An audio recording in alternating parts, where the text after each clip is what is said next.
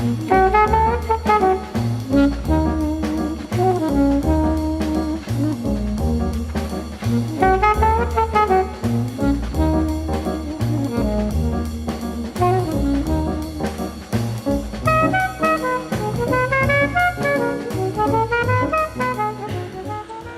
fyrir þessu spurningu, Stína.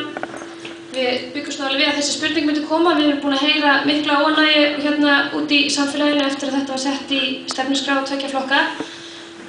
Okkar afstaða er sú að við hefum sett það í okkar stefnuskrá að við viljum fara í allar svona breytingar í samvinnu við þá sem að málefnunum standa. Við viljum ekki vera með einhverja boðleiðir niður á við og segja fólki hvernig á að gera hlutina. Við viljum frekar fá fólk með okkur í starfið.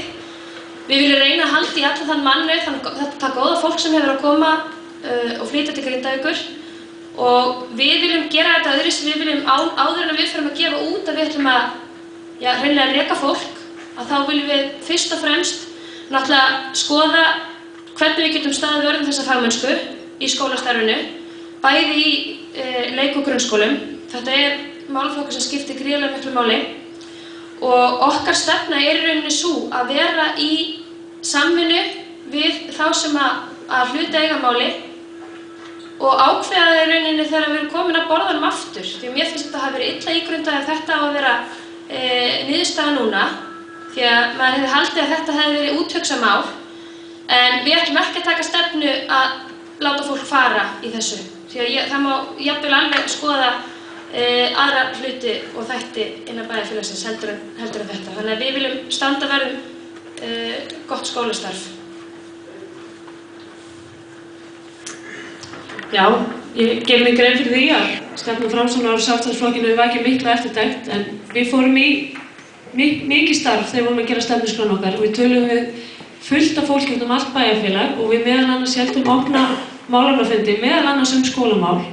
Og við fórum yfir þetta og við töluðum við bæjarfélög sem bæði eru með einn skólastjóra yfir 2 skólabyggingum og líka það sem eru með fleiri skólastjóra í einu bæjarfélagi.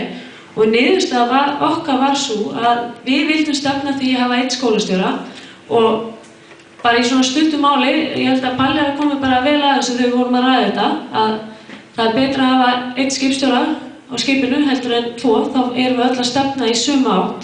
Ég veit að það getur verið sárt að heyra þetta, en við erum ekki vinsældakeppni. Við vildum frekar að bæjarbúar vissu hver okkar stefna væri fyrst að við vorum að skoða þessi mál raunverulega. Og meðal annars eru margir kostir við það að hafa einn skólastjóra. Þetta einfaldar áætlanagerð, þetta eykur líkur á samfelldu námi barna, þetta eykur yfirsýn yfir starfsmannahópinn og getur aukið samnýtingu starfshópnum. Og við verðum bara að skoða alla leiðir og hvernig þetta verður gert eða hvort þetta verður gert fer auðvitað allt eftir því hverjir eru meirihluta, en þá auðvitað ekki að drífa sig í neinum svona breytingum, en það verður að skoða þetta mál, vegna þess að eins og við litum á þetta, það eru kostir við að hafa einn skólastjóra, það eru kostir við að hafa 2 skólastjóra, við mátum kostina fleiri við að hafa einn skólastjóra og sérstaklega það með að samnýta starfsfólk og hafa meiri heildarsýn og bara sömu stefnu fyrir börnin í skólanum frá 1. til 10. bekk. Já, við tókum það fram í okkar stefnuskrá að við vildum endurskoða alla stjórnsýslu í Grindavík og inn í þessari stjórnsýslu er líka skólastofnendur eða skólastjórnendur. Ég held og vil meina það að það síðasta sem við eigum að fara að skera niður í Grindavík, það er það sem lítur að börnunum okkar. Það er alveg saman hvernig öll er á botni fólk, það eru börnin sem eru framtíðin og við höfum engu að spara til að gera þeirra veg og þeirra aðstöðu sem besta. Ég tel að hér í Grindavík séu frábæra skólastofnanir, bæði leikskóli, tónlistarskóli og svo 2 leikskólar og 2 grunnskólar. Á okkar undirbúningi fyrir þetta tíma, þessu kosningabaráttu, þá tölum við fullt af fólki og þar á meðal kennari í nýja skólanum. Og bara að heyra hvað þau sögðu, það var stórkostlegt. Þau eru að upplifa stórkostlega hluti í þessu skóla og bæjarfulltrúinn okkar sem situr núna, hann sagði við okkur að það hefði verið hagstæðara með 2 skólastjóra. Það hefði bara komið hagstæðara, það verði bara betra. Og ég trúi honum. Þetta er grandvar maður. Og ég vil ítreka það að það síðasta sem við eigum að skera niður í Grindavík, það er það sem lítur á börnunum okkar. Þetta er það mikilvægasta sem við eigum, þetta er framtíðin okkar en við eigum að skoða allt svona með opnum hug, allt saman. Við tölum áðan að velta við hverjum steini og það ætlum við að gera. Ef við erum að svara spurningarna Kristínar með fagmennsku í skólastarfi, þá leggjum við náttúrulega áherslu á það. En við erum ekki myndað okkur álit á einhverjum skólastjórnendum, veit ég, þetta sem við ekkert að ræða þá neitt. En hvað var það breytingar sem menn eru kannski að huga að, hérna með einhverjum flokkum? Þá sögðum við á hann og stöndum við þar, það var að skoða alla hluti, en það var ekki að draga eina stofnun út eða tveir. Við viljum að þessu skoða í heild sinni.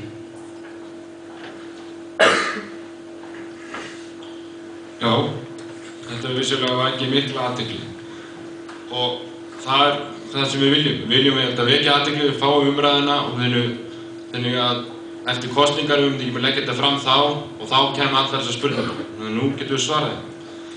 Þetta snýst það að saman þessar tvo skóla, þetta snýst ekki með innlega þennan skóli hinn eða öfugt. Þetta snýst það að hagræði reksturinn fara nýja leiðir til þess að kosta minni pening að því að það þurfum við að gera í öllum málaflokkum svo við þurfum ekki að skera þjónustu við börnum.